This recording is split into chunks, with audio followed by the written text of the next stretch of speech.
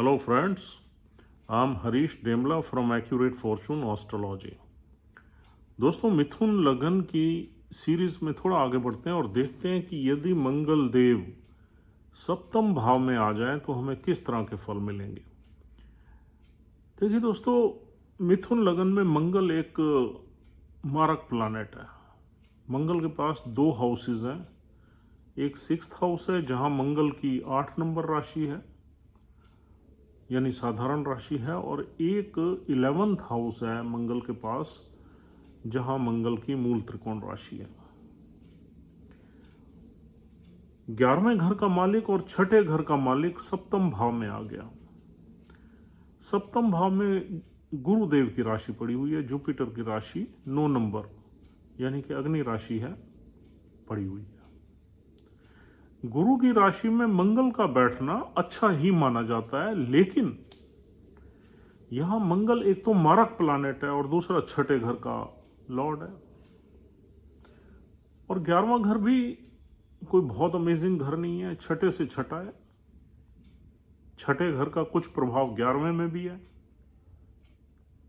लेकिन 11वां घर हमारी इच्छाओं का है, एस्पिरेशंस का है, इनकम का है, नेटवर्क सर्कल का है, बड़े भाई बहनों का है।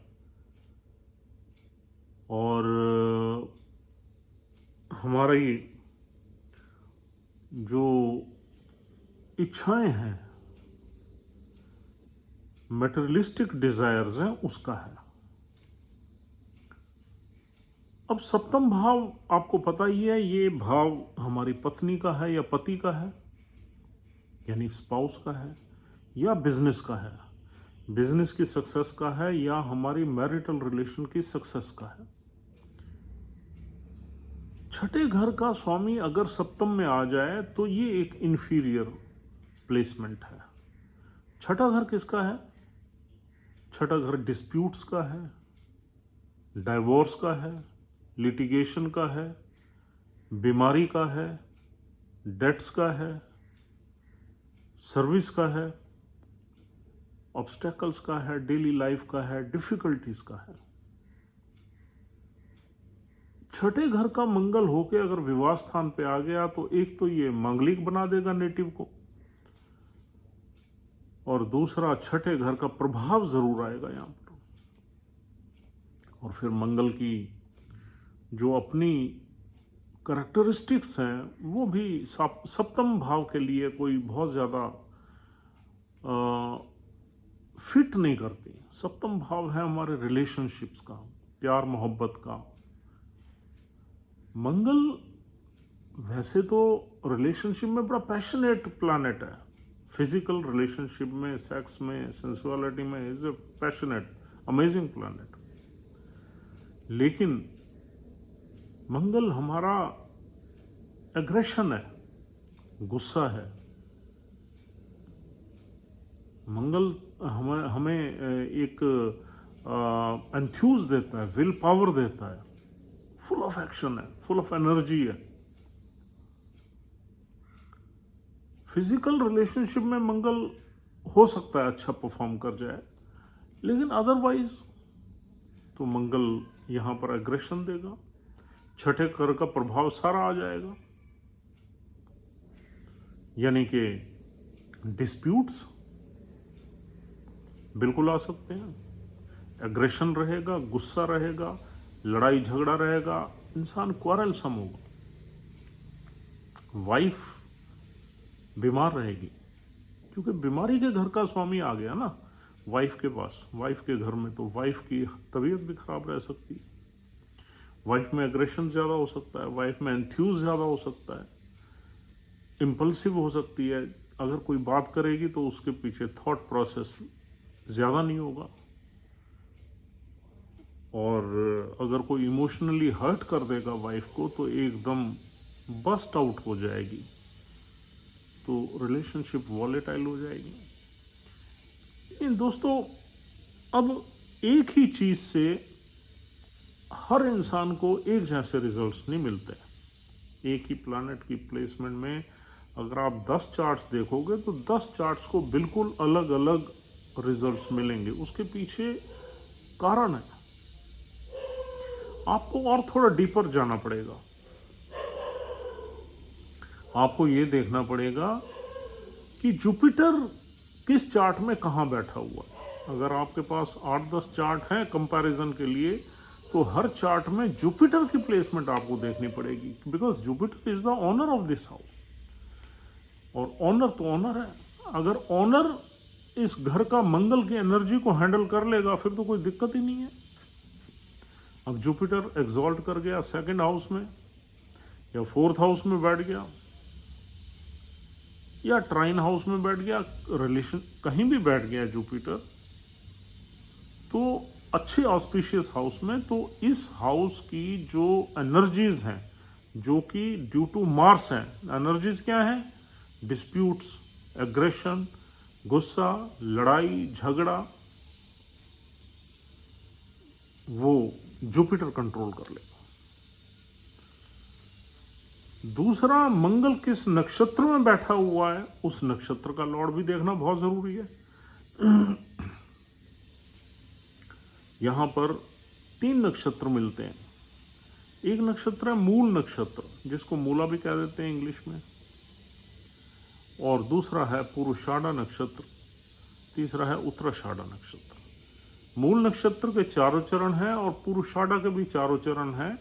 उत्तराषाढ़ा नक्षत्र का पहला चरण है, एक ही चरण है।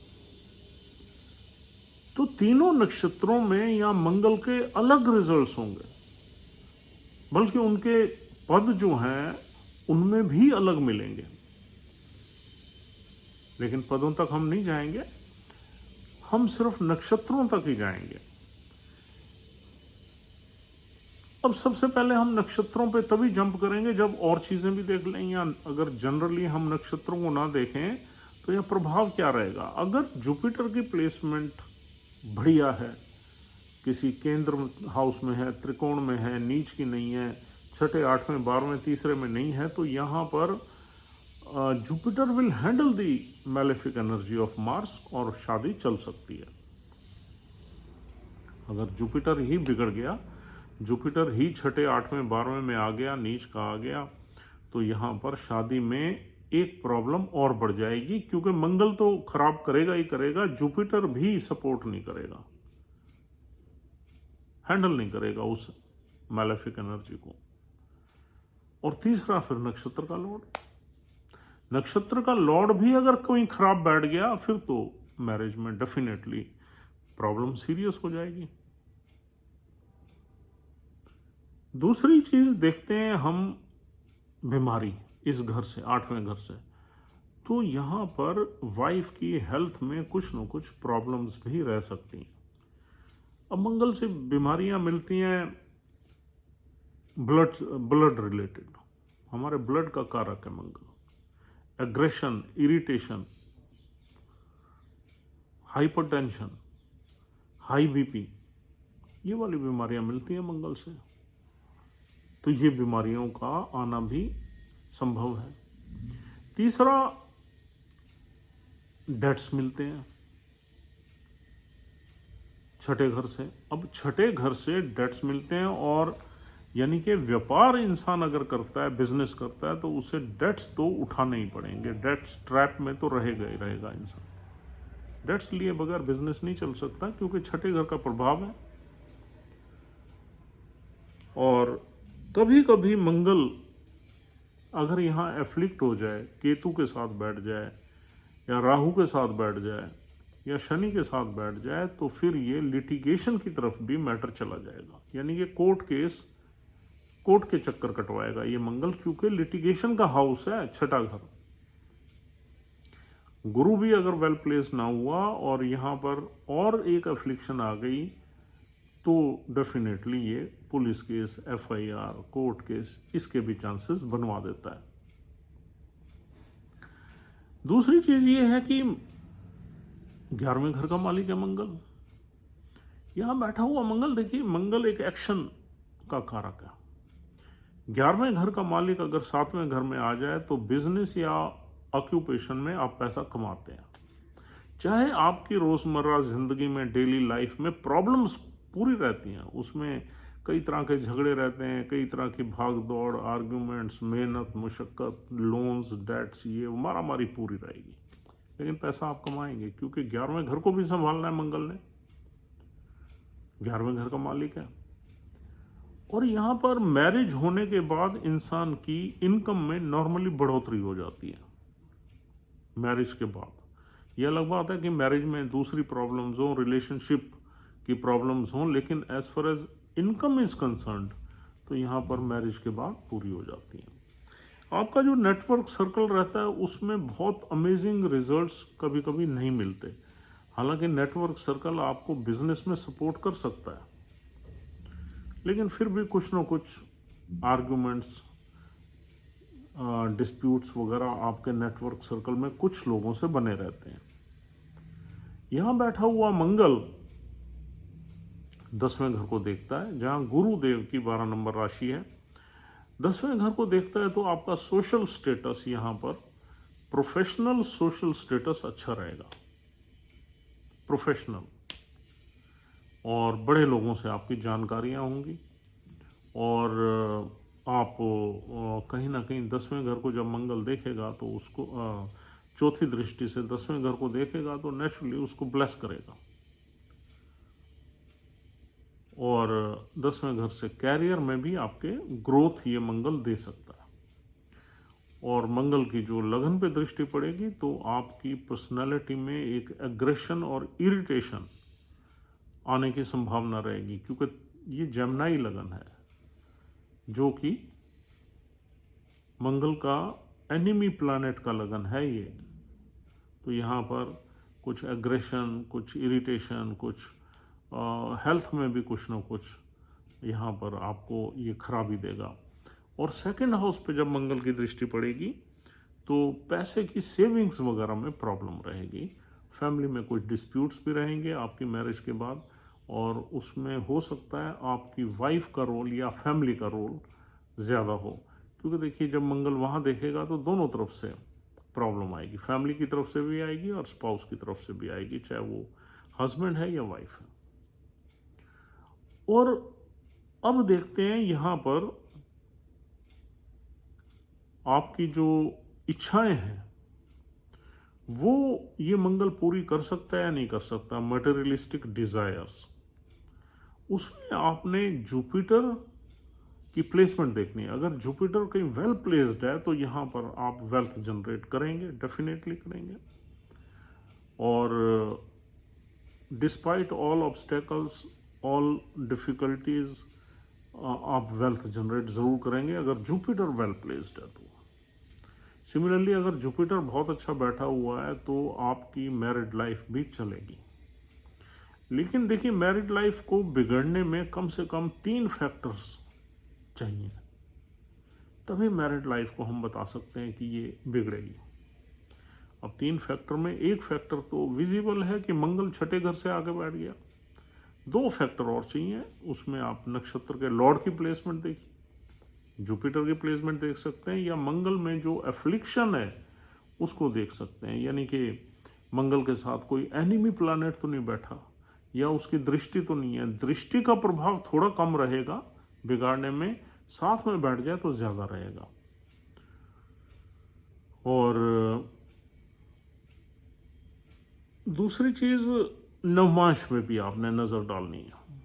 अगर आपने बिल्कुल सही करेक्ट आपने ये डिसीज़न लेना है किसी का चार्ट देख के कि इसकी मैरिड लाइफ पूरी डिस्टर्ब होगी या चलेगी, तो नवमांश को भी देखना बहुत ज़रूरी है। नवमांश में 7वें घर को देखना बहुत ज़रूरी है, या नवमांश में मंगल की प्लेसमेंट देखना बहुत ज़रूरी है।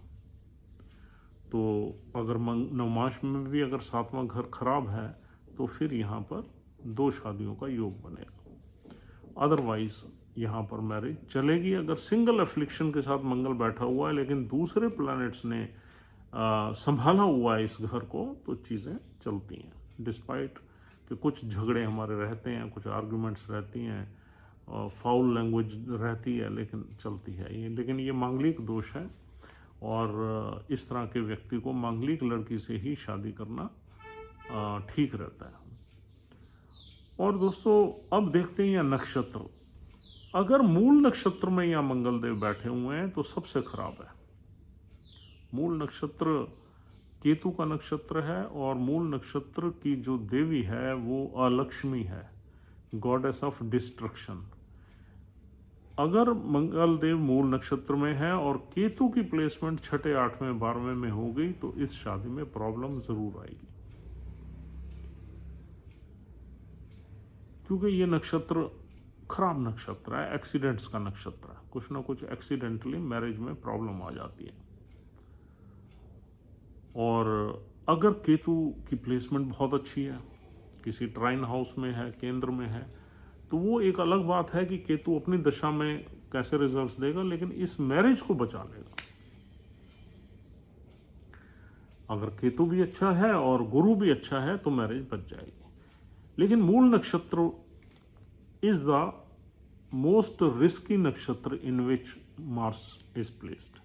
मूल नक्षत्र में मार्स को होना नहीं चाहिए अगर मैरिड लाइफ को बचाना है तो।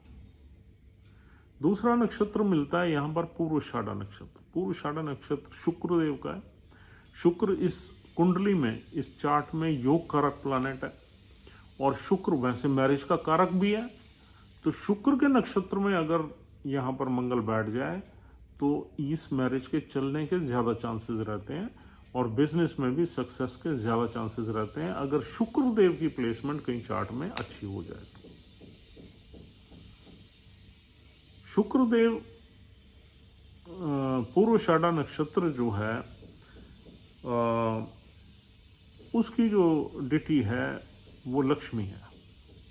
मूल नक्षत्र की आलक्ष्मी है, इसकी लक्ष्मी है और अर्ली विक्ट्री का नक्षत्र है। तो ऐसे लोगों को सक्सेस भी लाइफ में जल्दी मिलती है। They become victorious early in life, यानी कि 26-28 साल में ऐसे लोग सेटल हो जाते हैं।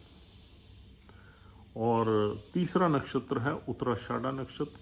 उत्तराषाढ़ा नक्षत्र का जो रूलिंग डिटी है वो विश्व देवा है, यानी कि पूरी दुनिया के देव। और उसका जो लॉर्ड है वो सूर्य है।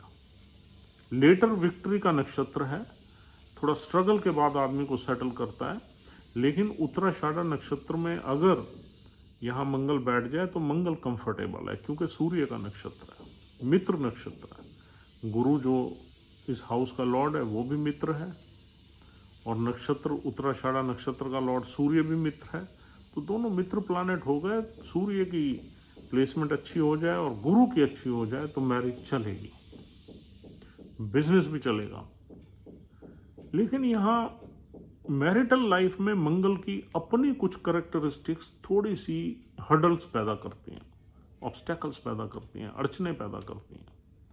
क्योंकि आदमी आर्ग्यूमेंटेटिव हो जाता है, जिद्दी हो जाता है, फायरी हो जाता है, इम्पल्सिव हो जाता है, उत्तेजित हो जाता है। उसकी वजह से उसके एंगर पे कंट्रोल कम रहता है, क्योंकि उसकी लगन की दृष्टि जो है वो कहीं ना कहीं सिंक नहीं करती। वो एनर्जी 3 नंबर राशि में सिंक नहीं करती। अगर लगन में कोई मंगल का एनिमी प्लैनेट बैठ जाए तो फिर चीजें खराब हो जाती हैं। अगर राहु बैठ जाए लगन में, शनि बैठ जाए तो, केतु बैठ जाए तो फिर चीज़ें और ख़राब हो जाएंगी। यानी कि आमने सामने हो गया, लगन में एनर्जी हो गई शनि की, इधर मंगल बैठ गया, आमने सामने एक दूसरे को देखेंगे तो टॉलरेट नहीं कर पाएंगे।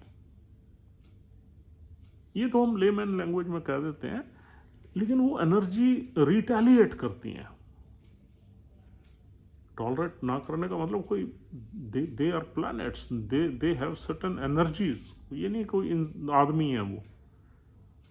लेकिन समझाने के लिए आप लोगों को कन्वे इसी तरीके से करने से आपको आसानी से समझ आ जाता है कि they are enemy planets. Saturn and Mars are bitter enemy planets. अगर सैटर्न लगन में बैठ गया, मंगल नीचे बैठ गया 7वें घर में, तो आमने सामने हो गए ना।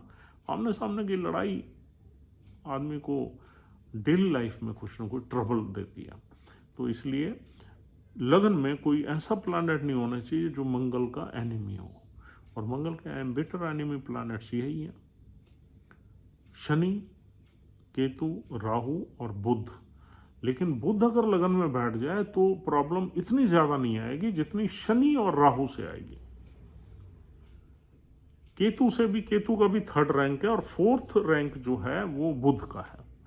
तो सबसे बड़ी प्रॉब्लम राहु के साथ आती है, जो कि पुलिस केस या कोई डिस्प्यूट्स क्रिएट करा देता है। दूसरा शनि के साथ, तीसरा फिर बुध के साथ, केतु के साथ, चौथा बुध के साथ। मेरे ख्याल से आपको अब काफ़ी क्लियर हो गई होगी ये प्लेसमेंट आपने कैसे चेक करनी है। तो दोस्तों, this is all for the day. उम्मीद करता हूँ आपको ये वीडियो पसंद आई है। अगर आप हमारी वीडियोस लगातार देखते हैं, हमारे चैनल को भी पसंद करते हैं, तो इसे सब्सक्राइब ज़रूर करिए। This is the only request. जितने हमारे सब्सक्राइबर्स ज़्यादा होते हैं तो हम भी फिर थोड़ा सा और मेहनत करते हैं और थोड़ा सा वीडियोस डालेंगे, कुछ वैरायटी डालेंगे जिससे आपको फ़ायदा हो। तो subscription is the most important for us. आप सब्सक्राइब करेंगे तो हमें एक मोटिवेशन रहेगी कि यार हमारे इतने लोग हमारी वीडियोस देखते हैं और हमें और थोड़ी सी इसमें मेहनत करनी चाहिए।